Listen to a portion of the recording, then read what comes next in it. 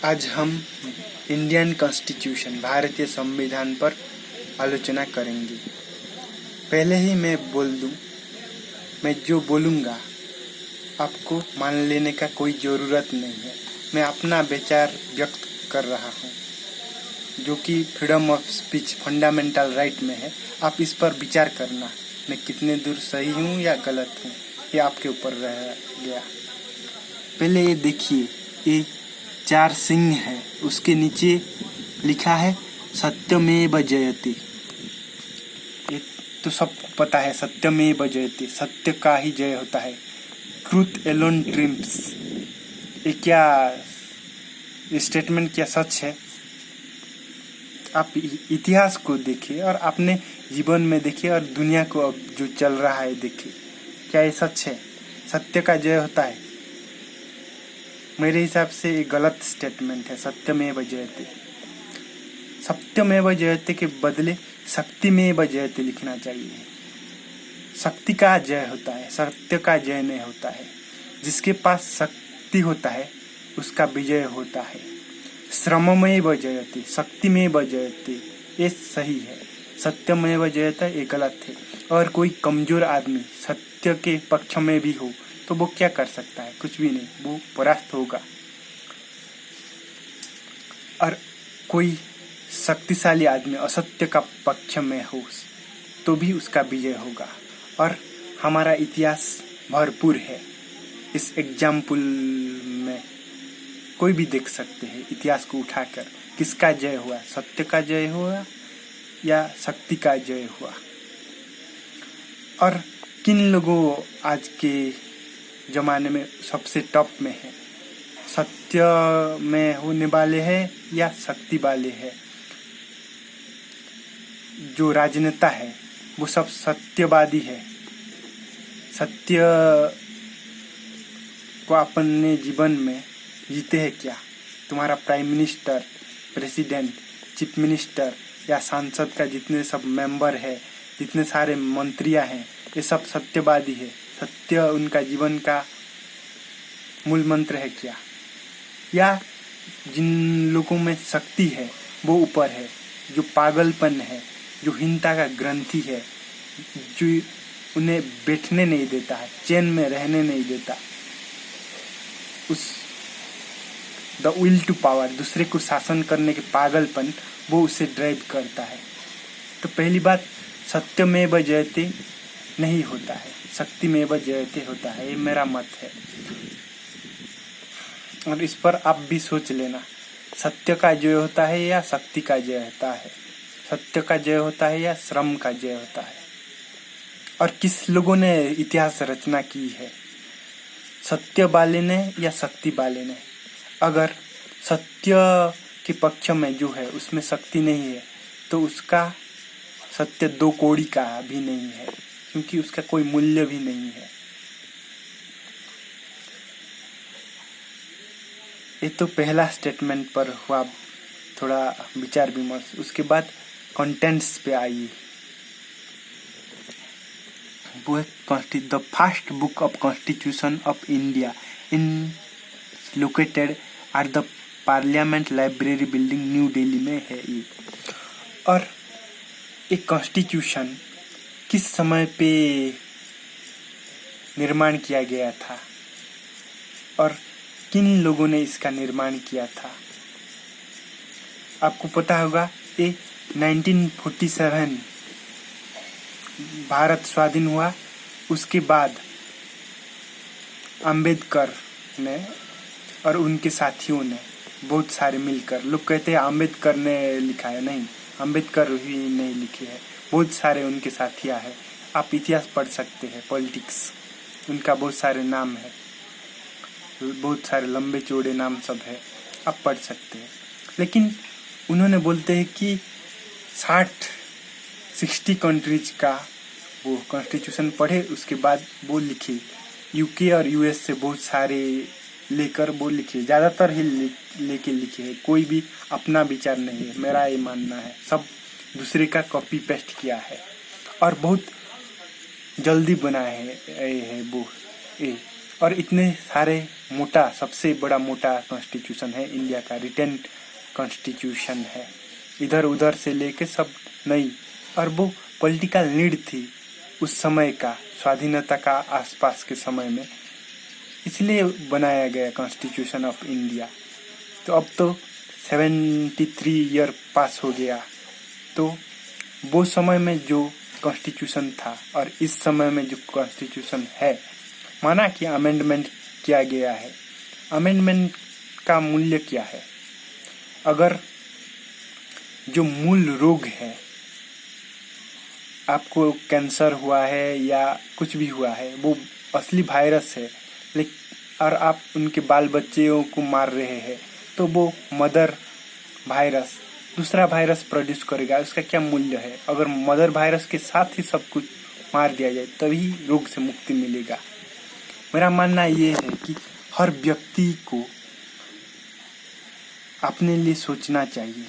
Everybody has to think as the first and last human being, so there will be no burden of past and no worry of future. Then he could live happily in this world.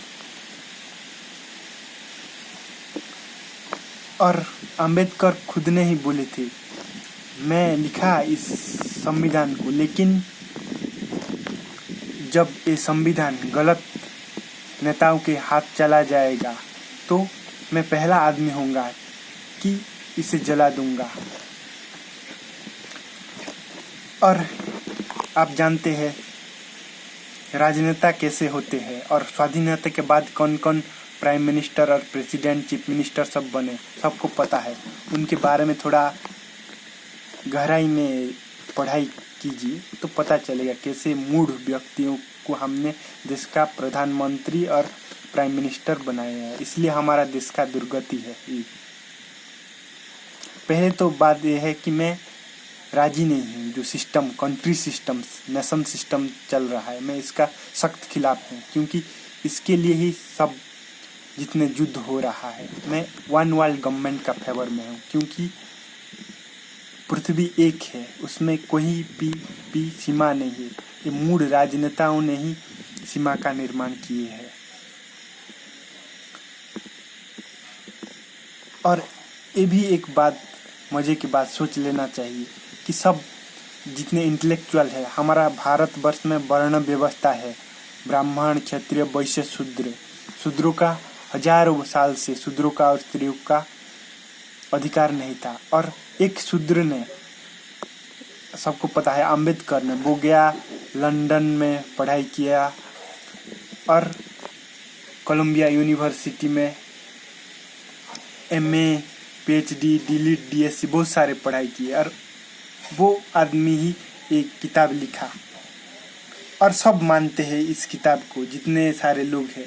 शूद्र का, ऐसे बोले तो शूद्र का लिखा हुआ सब मान रहे हैं, ब्राह्मण, क्षत्रिय, वैश्य सब मान रहे हैं। ये नॉलेज का पावर है। Knowledge is power, knowledge is strength.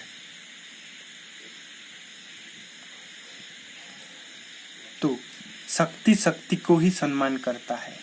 शूद्रों को हमने क्यों सम्मान नहीं किए थे? क्योंकि वो शक्तिमान नहीं थे, हम जो बोलते थे वो करते थे। लेकिन अंबेडकर पहला शूद्र है जो कि विद्रोह किया, ये मूढ़ वर्ण व्यवस्था के ऊपर सवाल खड़ा किया, बहुत सारे किताब लिखी और बहुत आलोचना की, इसलिए वो कॉन्स्टिट्यूशन लिख पाए। लेकिन ये कॉन्स्टिट्यूशन जो लिखा गया है वो स्वस्थ नहीं है, अस्वस्थ है, ये रिएक्शनरी है, रिवोल्यूशनरी नहीं है। वो हिंदू धर्म ग्रंथ का खिलाफ होके कॉन्स्टिट्यूशन ऑफ इंडिया लिखे है। और जो आदमी खिलाफत करके लिखता है या बोलता है जो कुछ भी, उसका त्रुटि होती ही है, क्योंकि वो उसे अपोज करना ही है। उसमें सही है या गलत है वो नहीं देखता है, अपोज करना ही है। बुद्धिमान व्यक्ति कौन है? जो कि किसी के फार और अगेंस्ट में नहीं होता है, जो अपने समझ के, अपने थोड़ी सी समझ है माना, उसके अनुसार चलता है। और जो बिल्कुल ही खिलाफ होना है उसके बाद नहीं सुनना चाहिए। मेरे मत में किसी को किसी की बात नहीं सुनना चाहिए जब तक कि खुद में को समझ में नहीं चाहिए आ गई है। और दूसरे की मान कर आज तक तो माने कहाँ पहुँचे, तुम्हारा क्या गति है, क्या फटीचर हाल है, सदा भयभीत हो, असुरक्षा में हो, क्या हो जाएगा, सब घबराहट में हो। इसलिए खुद का जिम्मेदारी खुद को लेना चाहिए। और किसी आदमी को there is no authority of truth, कोई भी आदमी ट्रूथ का अथॉरिटी क्लेम नहीं कर सकता है। Truth is a pathless land, hence truth can not be organised और पुट इन ए बुक। किताब क्या होता है, किस आदमी का आइडियाज होता है, थॉट्स होता है, उसे वो सिस्टमेटिकली और लॉजिकल लिख देता है तो एक किताब हो जाता है। ऐसे ही कोई मुर्दा किताब कैसे जीवंत आदमियों को गाइड करेगा। मेरे मत से जो आदमी मर गया, जो कंट्रीब्यूशन दे गया, कोई सार्थक है तो उसे बचाना चाहिए, वरना व्यर्थ है तो उस आदमी के साथ उसे कहीं पर भी रख देना चाहिए। कोई लाइब्रेरी या कोई इंटरेस्टेड हो तो पढ़े, वरना मुर्दा आदमी सब हमारा जिंदा दिमाग में सवार है। हम भारतीय मन मुर्दो आदमी से भरा है, इतिहास में भरा है। वो खुद को सोचने का क्षमता ही नहीं है किसी के पास। जो कॉन्स्टिट्यूशन ऑफ इंडिया में लिखा है वही सही है, जो हमारा वेदास में लिखा है, शास्त्र में लिखा है, गीता में लिखा है वो सही है। तुम्हारा कोई मापदंड नहीं है, तुम्हारा जीवन का कोई अनुभव नहीं है। ये क्यों? इसलिए तुम गुलाम हो। माना कि इंडिपेंडेंस डे मनाते हो, ये ऊपरी है, तुम भीतरी गुलाम हो और मूड पॉलिटिशियन के गुलाम हो। ब्रिटिशर का गुलाम था तो कुछ समझ में आता था कि वो बाहर के लोग हैं, लेकिन तुम मूड पॉलिटिशियन के अंडर में हो और अपने आप को स्वतंत्र कहते हो। शर्म नहीं आती? What is constitution anyway? ये कॉन्स्टिट्यूशन क्या है? ये एक किताब है। और किताब कैसे बनता है? शब्द से बनता है। और शब्द क्या है? शब्द मुर्दे हैं, शब्द में कुछ प्राण नहीं होते हैं। जो आदमी बोलता है या लिखता है वो प्राण देता है, और वो जो पाठक है या श्रोता है वो अपना अर्थ लगाता है वो शब्द का, क्योंकि एक एक शब्द का अनेक अर्थ होता है और सब किसी कंटेक्स्ट में बोला गया है, किस परिस्थिति में बोला गया है, किस आदमी को बोला गया है। ये सब बिना विचार किए हम पुराने पोथा पत्थर, हमारा मादाड़ा पांजी सब लेके चलते हैं। और एक कॉन्स्टिट्यूशन ऑफ इंडिया है, इतना मोटा सा है, एक कौन किसका बाप पढ़ेगा? ये किसका काम धंधा नहीं है? ये फटीचर पॉलिटिकल किताब पढ़ेगा? बहुत सारे लोग तो ऐसे हुए, करोड़ों लोगों को, 136 करोड़ अब हमारा जनसंख्या है, तो मेरा मानना है कि 36,000 लोग भी नहीं पढ़े होंगे ये किताब कॉन्स्टिट्यूशन ऑफ इंडिया पूरा। और बाकी लोगों को तो छोड़ो, इतने बड़े मोटा किताब का ज़रूरत क्या है? ये लिखा है, जितने सारे फंडामेंटल राइट रूल्स लिखा है, रेगुलेशन लिखा है, मोरालिटी लिखा है, और उसके under sub section sub section सब लिखा है। तो आदमी को जड़ बनाने का एक तरीका है, उसका सब फ्रीडम ले गया है। और जो फ्रीडम रेस्पॉन्सिबिलिटी है, आदमी को एक मशीन बना गया है, कठपुतला। इसलिए कोई बुद्धिमान व्यक्ति कॉन्स्टिट्यूशन नहीं मान सकता, क्योंकि जो व्यक्ति बिना सोचे समझे मानता है उसका बुद्धि का विकास नहीं होता है। Intelligence never grow by imitation, it grows by experimentation and experience. Why do we need constitution? Constitution का क्या जरूरत है? इस पर सोचिए। कॉन्स्टिट्यूशन का जरूरत ही क्या है? हम क्या बिना कॉन्स्टिट्यूशन के रह नहीं सकते हैं? हम इतने लाचार हैं कि कोई आदमी 73 या 74 ईयर पहले जो लिखा है उसी को ही लेके चल रहे हैं। तुम्हारे देश में इतना प्रतिभा का कम है कि तुम कोई नई कॉन्स्टिट्यूशन बना नहीं पाते हो। कॉन्स्टिट्यूशन या कोई भी लॉ बना समसामयिक होना चाहिए। 74 ईयर में बहुत कुछ बदल गया है, और जो वक्त के साथ नहीं बदलते, वो सभ्यता, वो संस्कृति, वो देश, उसका सर्वनाश होता है और वो बर्बाद हो जाते हैं। यही भारतवर्ष को हुआ है। वो अतीत ही अतीत, जिसे देखो अतीत का ही प्रशंसा। हमारा राम ऐसे हुए थे, हमारा कृष्ण ऐसे हुए थे, हमारा महापुरुष गांधी जी थे, विवेकानंद थे, अम्बेडकर थे माना ये सब। लेकिन तुम क्या हो? तुम तो फटीचर हो। तुम्हारा क्या हैसियत है? तुमने क्या किया अपनी जिंदगी में? और मैं नहीं मानता इन गधों को महापुरुष। तुम जिन लोगों को महापुरुष बोलते हो, मैं उन सबों को गधा कहता हूँ। गलत धारणा में जीने वाले लोग। दूसरे को बदलने का चेष्टा कोई मूड ही करता है, क्योंकि दूसरे को कोई बदल नहीं सकता है।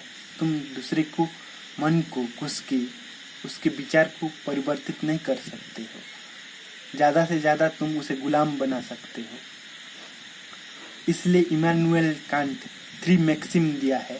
दूसरा मैक्सिम है कि दूसरे को तुम बदल नहीं सकते या दूसरे के लिए कुछ नहीं कर सकते। इतना ही कर सकते हो कि तुम you can create a situation और circumstance for a person to change और to uplift, but you can not directly help a person.